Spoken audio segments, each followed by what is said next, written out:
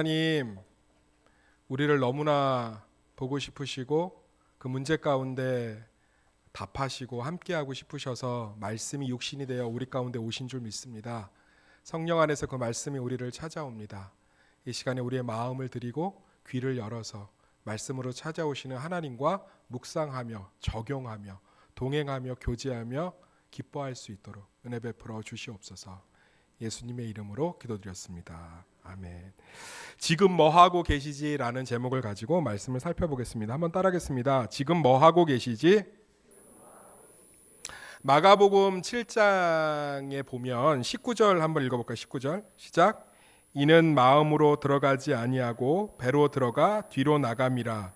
이러므로 모든 음식물이 깨끗하다 하시니라. 여기 보면 마음으로 들어가지 않고 배로 들어가 뒤로 나감이라.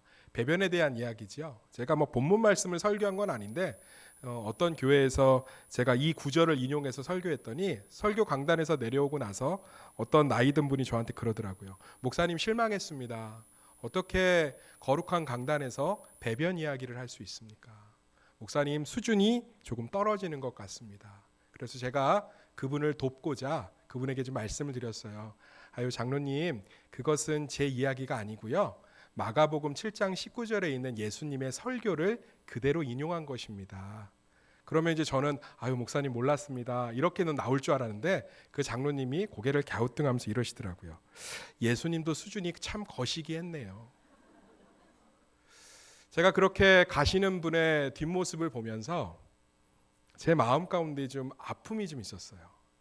사람의 마음이 참 많이 병들어 있구나, 아프구나.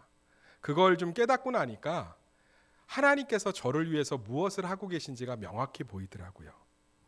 사랑하는 성도님들, 우리는 내가 원하는 방식으로 하나님이 일하시지 않기 때문에 보이지 않는다고 얘기하지만 하나님은 우리의 마음이 문제이기 때문에 우리의 마음을 다뤄가고 계신 줄 믿습니다. 그래서 그 안에서 우리의 마음을 치열하게 바꾸시고 우리 마음을 새롭게 하시며 우리 마음을 강건케 하시는데 하나님의 지금 열심히 작용하고 있다는 거예요. 이걸 잘 보여주는 사람이 마르바던이라는 사람입니다. 제가 굉장히 좋아하는, 지금 이제 소천하셔서 별세하셔서 하늘에서 평안을 누리고 있을 텐데 여자분이시고 영성 신학자예요. 제가 그분의 책을 굉장히 좋아합니다.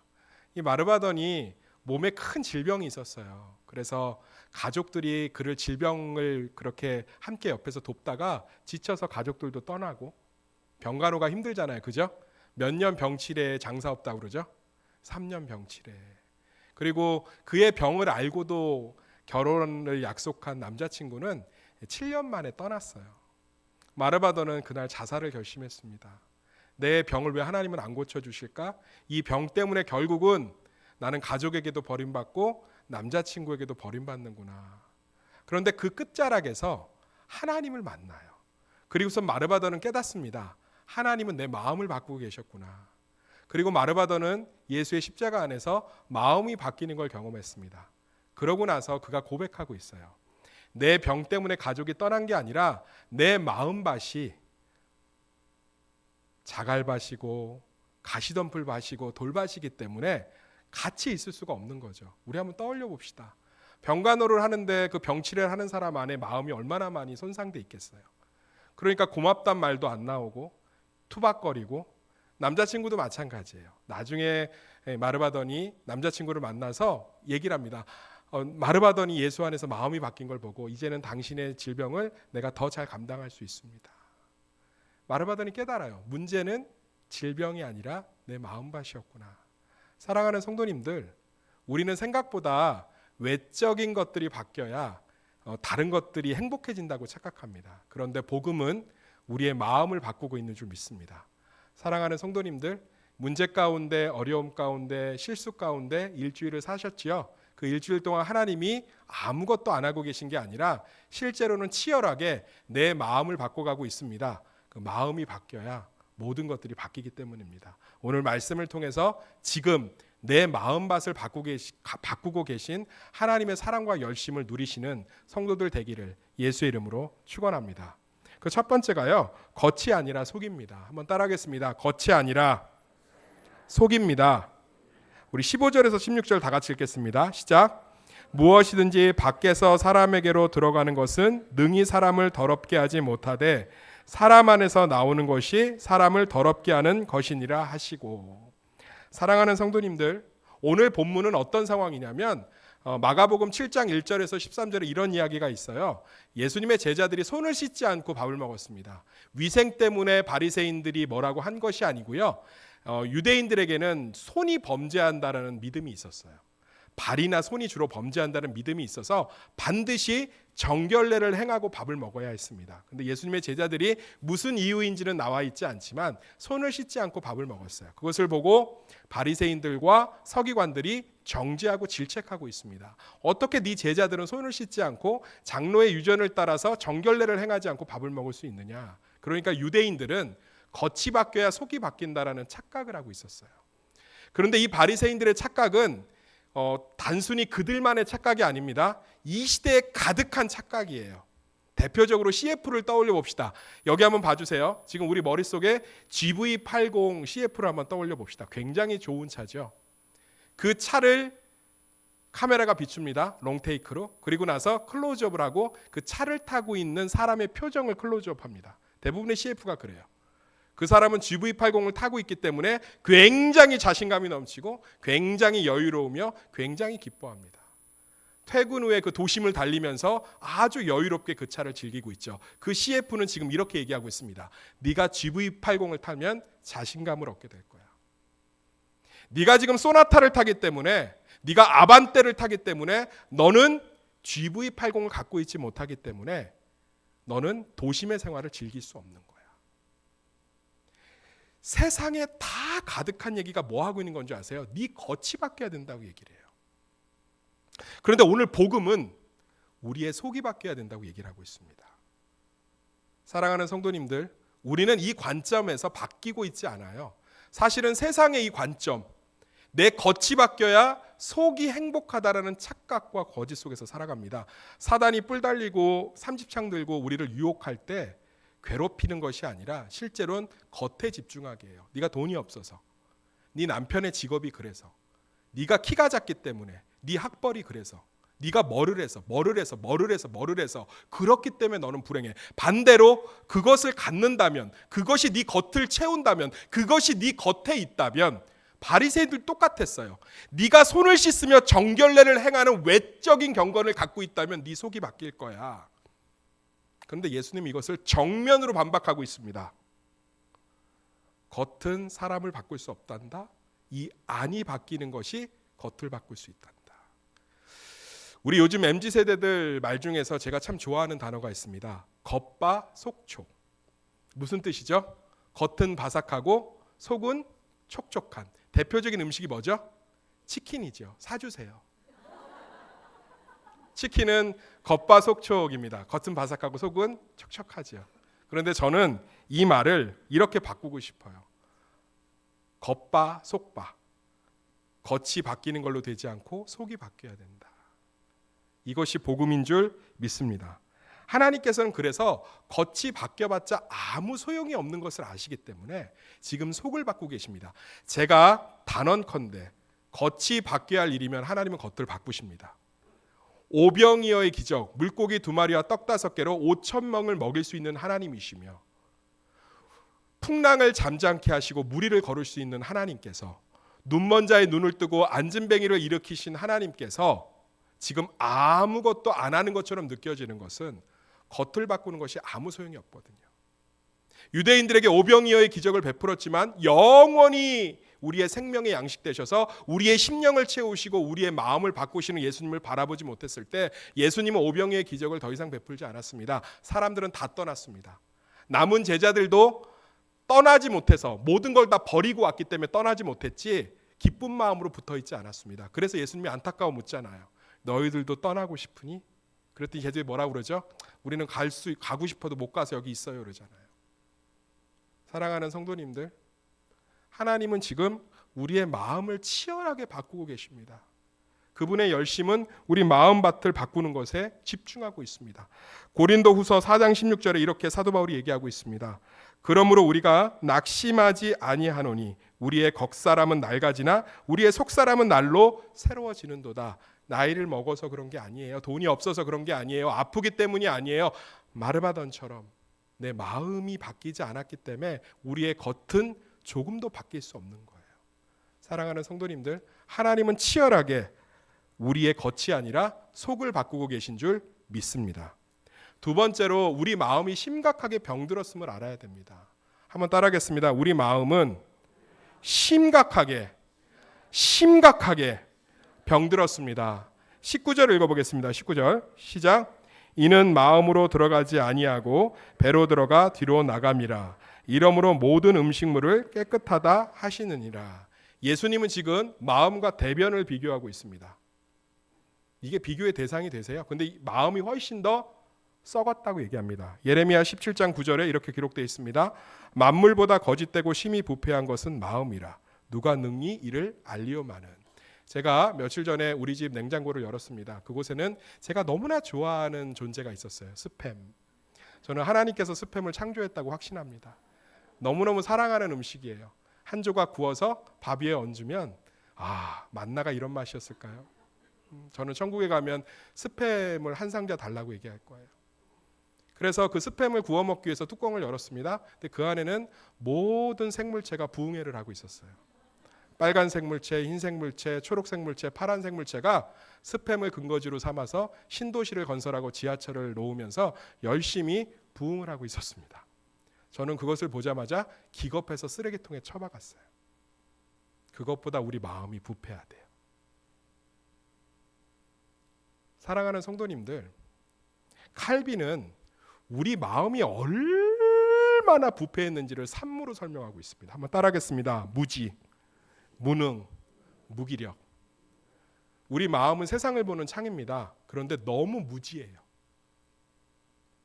마음이 병들어 있으니까 칭찬하는 말도 곱깝게 봅니다.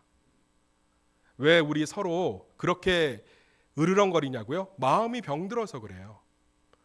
왜 그렇게 가족들한테 그렇게 하냐고요? 마음이 병들어서 그래요. 아내가 옳은 말을 해도 내가 그 앞에서 기죽기 싫고 자존심 꺾기 싫어서 고집을 피우는 마음을 갖고 있잖아요.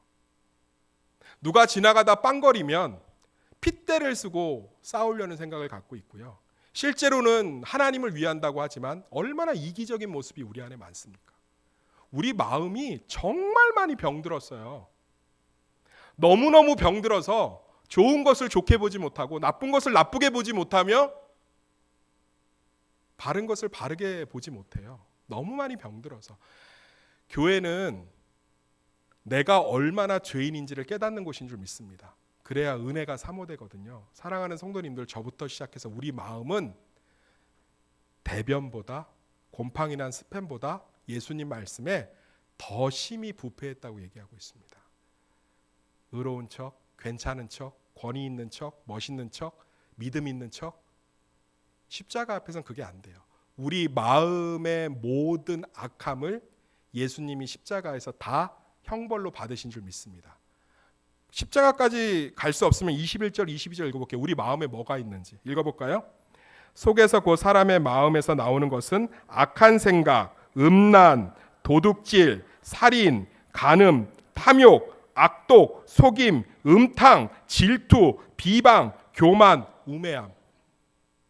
목사님, 저는 도둑질하지 않았는데요. 남의 물것을 부러워하는 것도 도둑질이라.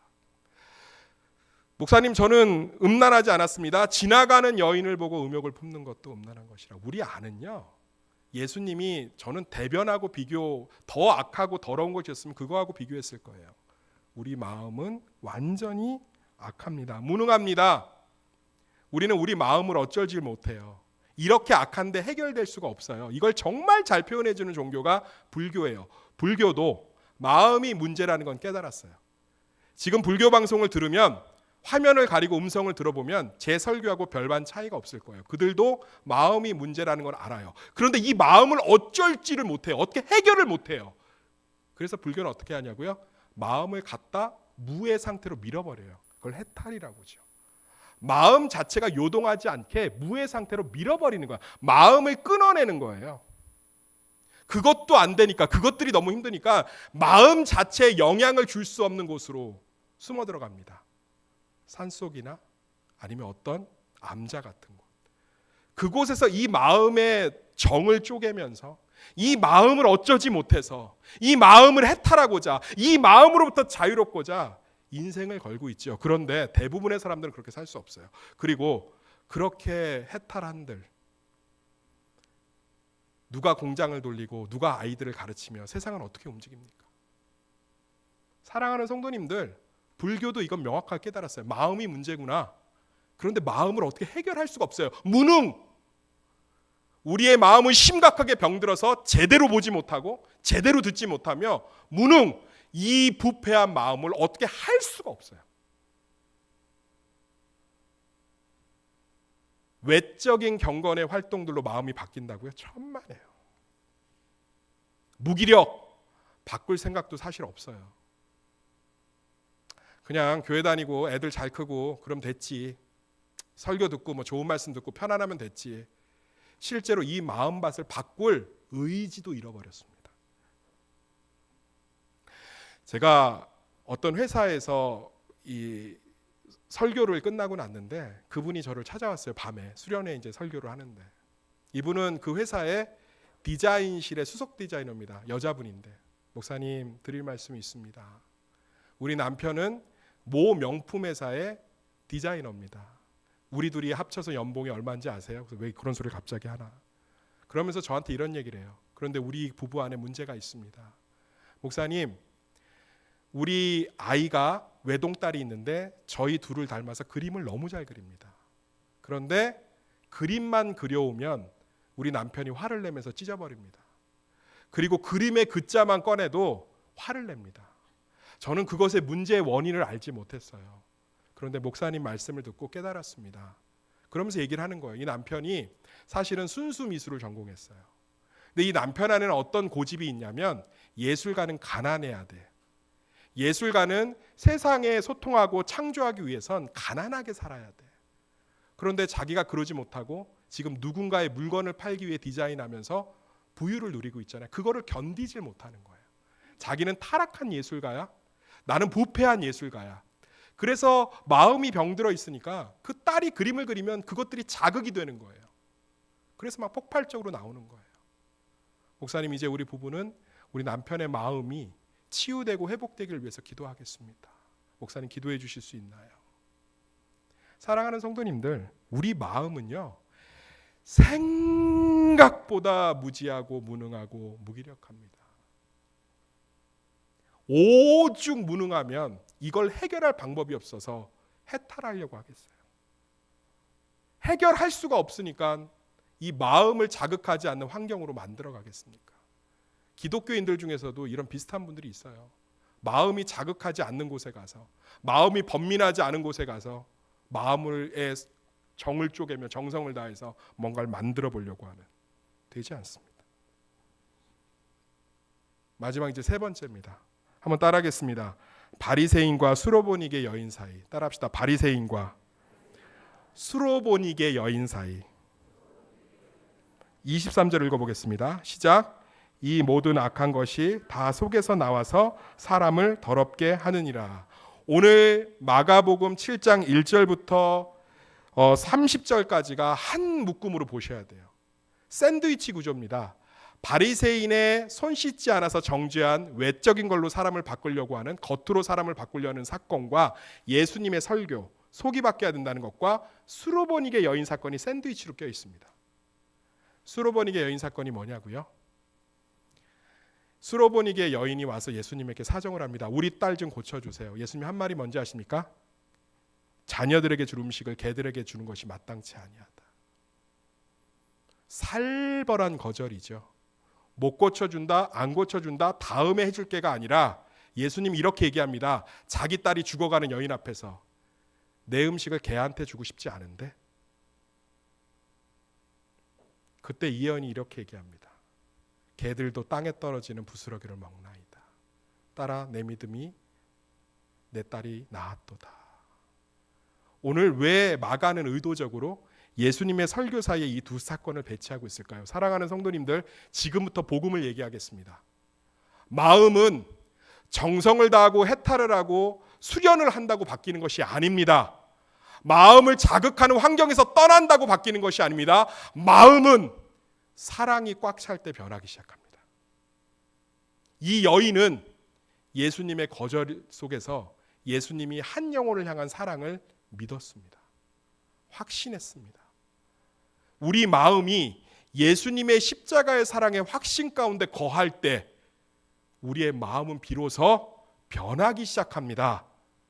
사랑하는 성도님들, 십자가는 우리 가운데 사랑을 증명했습니다.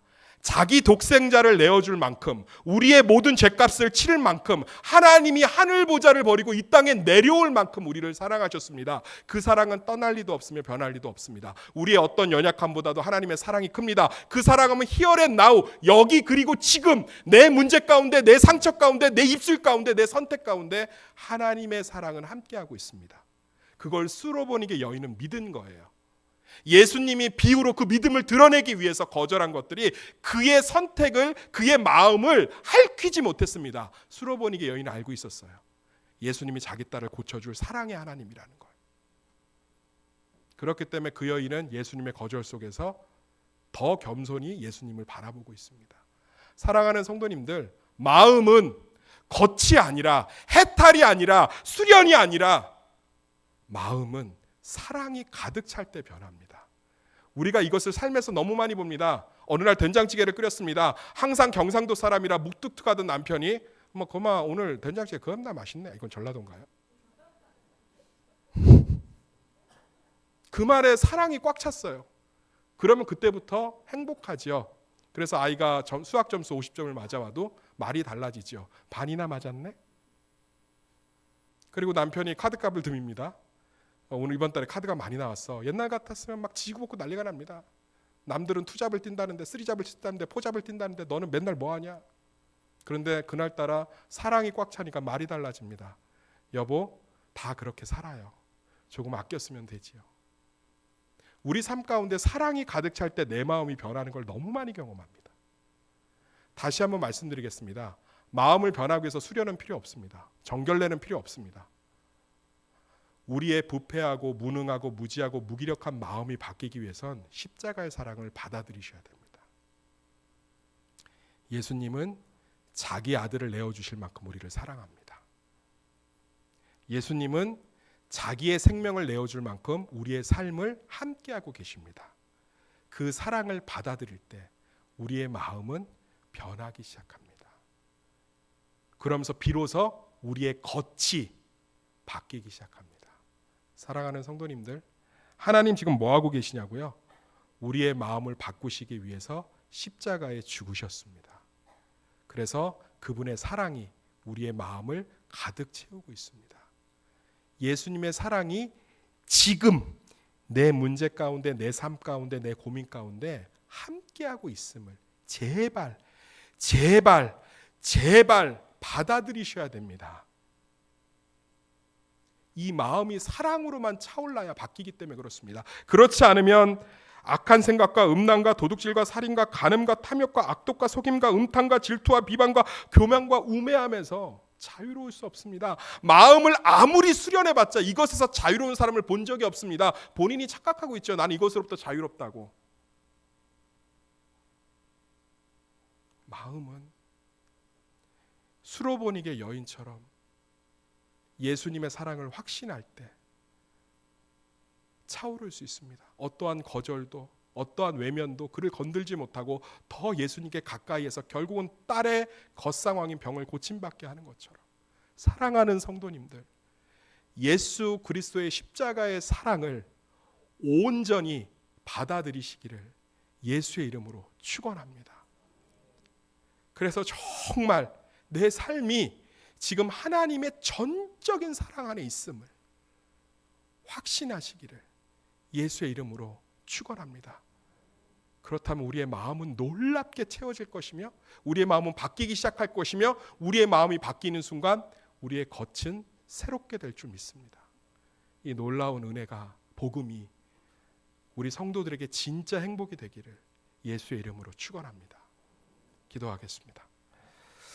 우리 이 시간에 정말 예수님의 사랑을 정말 확신하고 다시금 내가 예수님의 십자가의 사랑을 바라볼 수 있도록 그것들을 위해서 이 시간에 함께 기도했으면 좋겠습니다. 우리 이 시간에 함께 기도하겠습니다.